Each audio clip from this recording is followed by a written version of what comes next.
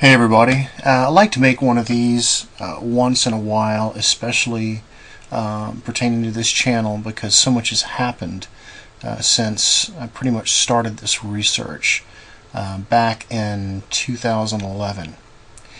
And so what I wanted to kind of give everybody is I've had a lot of people that have added me on Facebook, and I had a lot of subscribers subscribe to me recently. And so just to kind of give you guys a heads up of how to find information on this channel, let me kind of tell you how it's structured. So over the last 2 years, since 2011, I've undergone a very interesting set of discoveries.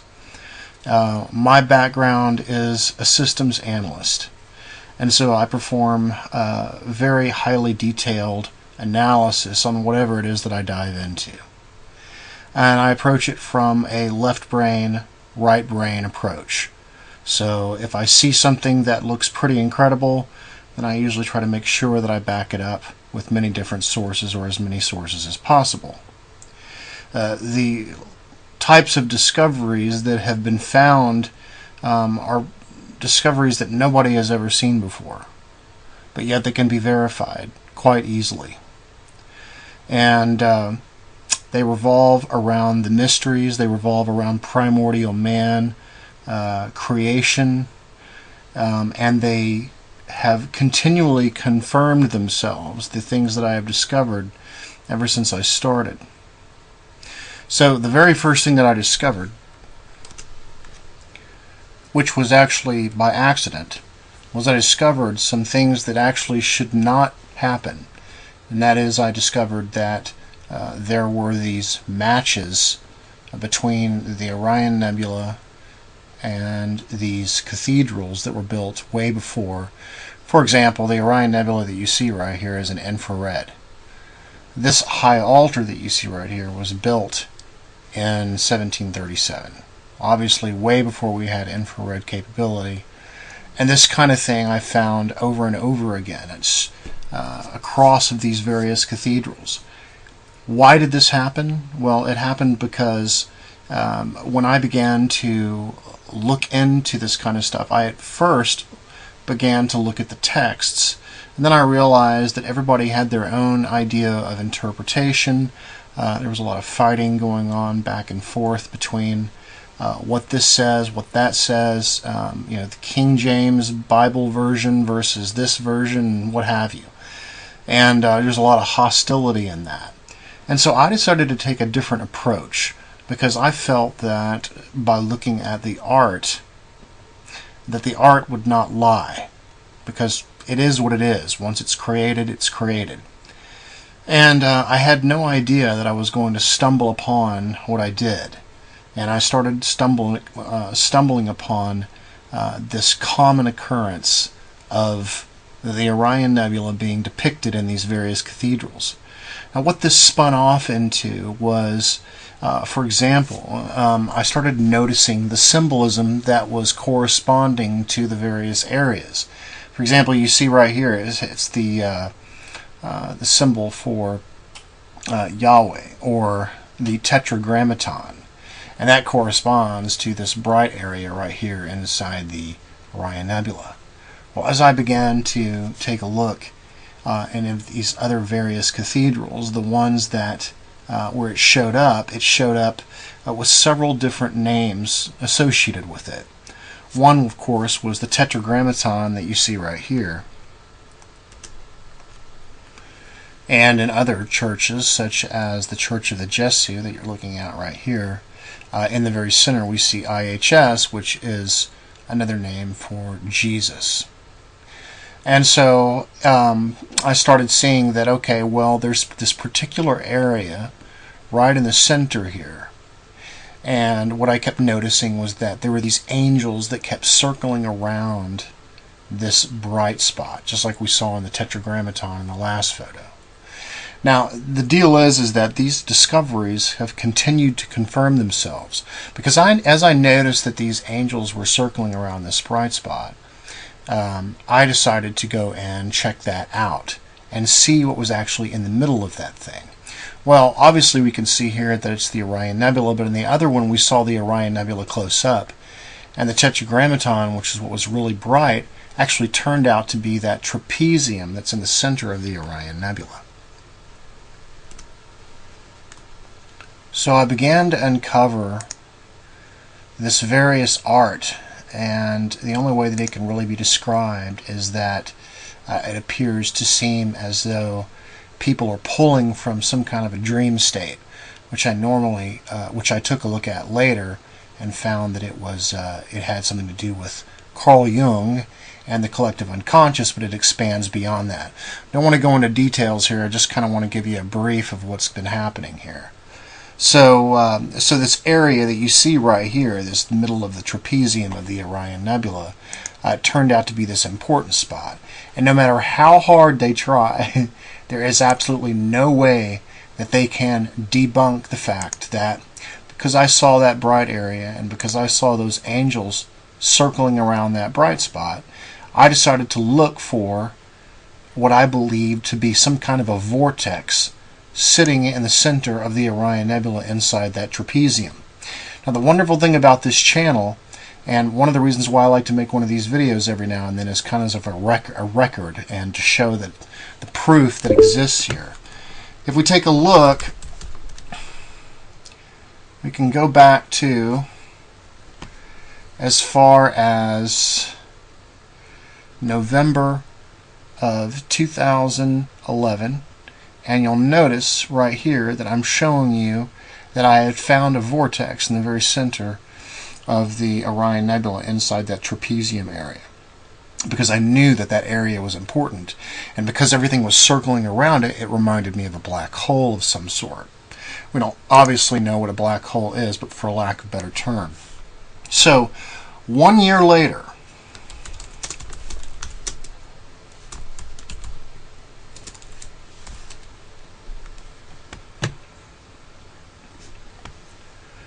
One year later, you see that on November 5th, 2012, that NASA and a team of international scientists announced that they believe that there to be a black hole in the very center of the trapezium, exactly what I had suspected.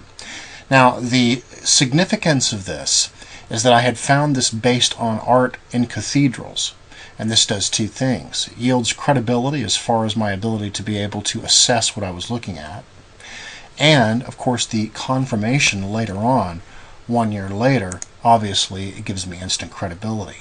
And no matter what these guys do, they can't take that away. So as this continued to unfold, I continued to find more and more things associated with the Orion Nebula. I discovered the Orion Nebula was highly holographic and highly symbolic. As a matter of fact, it appeared to exhibit what we might call organized hieroglyphs, where you would have, for example, the whole Orion Nebula may act as a particular symbol, and then all its parts that make it up each may act as their own various symbol, and it all communicates in this very complex message itself. And all the symbols that are within it, for example, the triangle, these are all things that are found inside our history of symbolism. Now, one of the reasons I went down the road of symbolism is because of the issue with words. Symbolism is universal, and it doesn't lie, because symbolism actually dates all the way back to nature, where we first saw things. And in fact, the ancient Egyptians believed that nature itself was actually symbolic writing. All of this stuff happened later on. But what's important to understand about this channel is that for if you want to get an idea of what's going on, I see a lot of people are going back to very early videos and so forth. You must keep in mind, though, that what you're looking at is an evolution, where back in November or 2011, somewhere around there where I made my first discoveries, it became a discovery process. And so my approach was basically to start researching all of the various ancient texts and find a couple of people that I could get my first reliance on. I chose two people that I use most of the time, and then of course what I'll do is after I listen to them, then I go and back it up with the ancient texts. One of them is Manly Hall, which is a 33-degree Mason. He's no longer with us, but brilliant man, and one of the reasons I chose him was because when he presents his material, he presents it from an aspect of comparison among all of these various religions and so forth. And also, of course, since he was a 33-degree Mason, he knew what he was talking about. So, of course, I would use him as information to get that first, okay, here's the information, now you got to go out and verify what he's saying. So I would actually do that. The texts that I've looked at, they range from the pyramid texts to the Kabbalah, the Zohar, the Upanishads, the Hindu texts, the Holy Bible, and the various versions and interpretations of it, as well as many other texts. And so, with these ancient texts, what is actually unfolded is the things that I have seen, the symbolism that I have seen, piece by piece, I have found that they have confirmed themselves over time. One of the things that I noticed, which was really a key to really unlocking what I was actually seeing, was the painting by Michelangelo called The Creation of Adam. And this is a really important painting that he did, because it's probably the best thing I can show you as far as the detail. Because when we take a look at a very high level, you can see that, and this, by the way, this is like a 50% overlay between these two. This is all Orion Nebula. This is all painting, the people inside it and so forth. And so what you notice is that even when you zoom in, you notice all the way down to like God's ear, for example, or this lady right here, or this dark area that's shaped like the symbol of pi right next to her head. These types of things. The level of detail was to such a degree that I could say, yes, this is what he painted. Now the key here is this. We also know that he painted a brain. And we know that for a fact, an absolute fact, because of what he has placed on it. He's got God's arm as the corpus callosum, God's robe right here. This is actually coming off of the thalamus, and if you take a look at any sagittal brain, it's very obvious that he has painted a brain. But since he painted a brain, and since he was an anatomist, and we all know he was an anatomist, this is where the key thing comes in here. Since he painted a brain, and since we know from the actual pattern matching, of which probability would be astronomical if you were to try to run the numbers on this, because you're really dealing with an infinite set, you're not dealing with a finite set. So what we have here, we have various complex shapes that you see right here, all manifested exactly where they're supposed to be on this painting.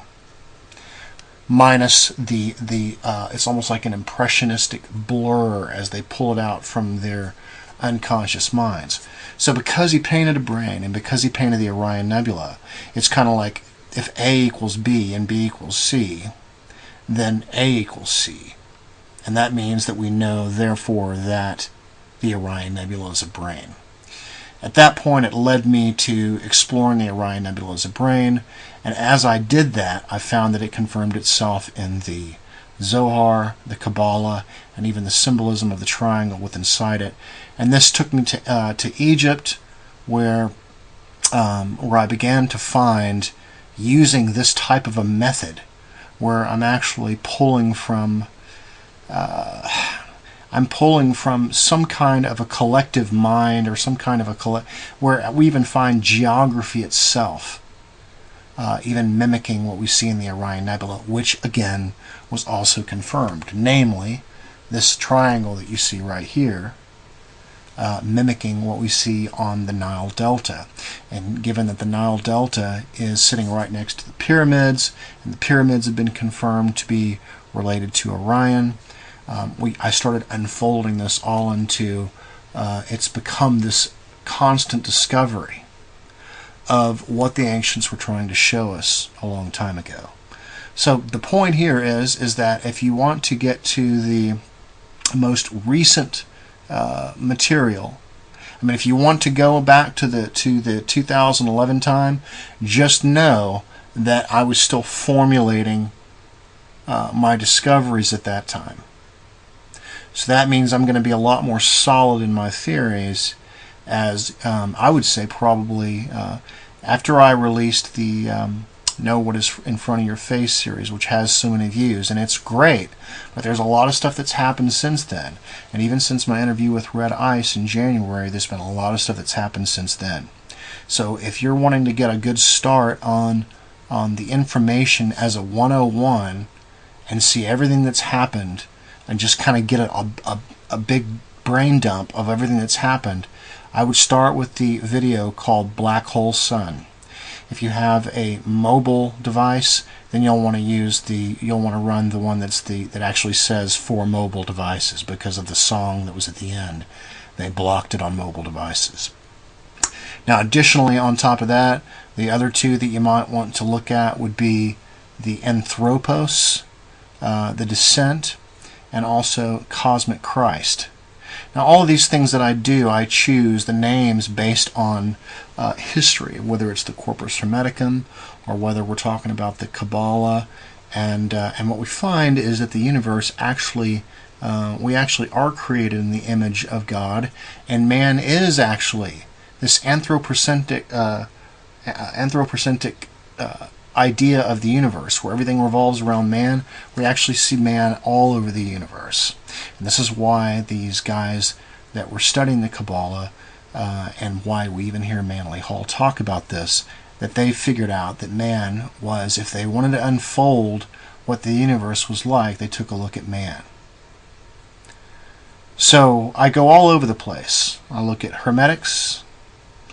In fact, I don't really stop. I look at everything. Blavatsky, she's been great because she does the same thing Manly Hall does, where she goes across culture. Now, what you'll find is that people will like to attack and try to bruise the credibility of these people. But they do that because they know the majority of the people they're not going to go out and do the research and look. I actually do the research and look. And as a matter of fact, I use these people that say, don't look at this, don't read that. I use them as a signal, because as soon as they tell me not to read something or look at something, that's exactly what I go do. Because as soon as they tell me that, I know that that's where truth is going to be. And what you find is that the only way that you're going to get to the truth about anything is to do a comparison across everything. So that's what my channel is about.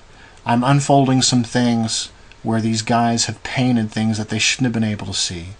This painting that you see right here in front of you was done in 1511. And what you're looking at there on the top left is a 2006 Hubble version. Also, mind you that these have also been checked against amateur photography as well, in case any of you don't trust NASA. I didn't trust them either, but I actually checked, and amateur photography checks out. And so therefore, since it checked out, I decided to go ahead and go with the most highest resolution version, which is the NASA versions that you can get. And so we painted these things, and others have painted similar things. And what actually has unfolded in all of this is that there is various symbolism that is contained in each one of these paintings. And there are themes, in other words, what is actually happening in the painting that is going on. And this level of communication, this level of information that I'm tapping into has never been wrong. I've never contradicted what I've been saying. Everything that I've been saying, everything that I've predicted, even that the Orion Nebula being a brain and it turning out that this is exactly what is described inside the Zohar, the Kabbalah, and even when we take a look at Kabbalah and the way that creation first started, even the way that it's described by Manly Hall, just listen to my Cosmic Christ video. And why I use Manly Hall as a narrator is so that I can let him tell you, in case people don't want to believe me, they can listen to what he has to say. So I can fall back on him and show you what I have discovered at the same time. So it kind of works out nicely. So anyways, if you, I just wanted to give you a heads up on that.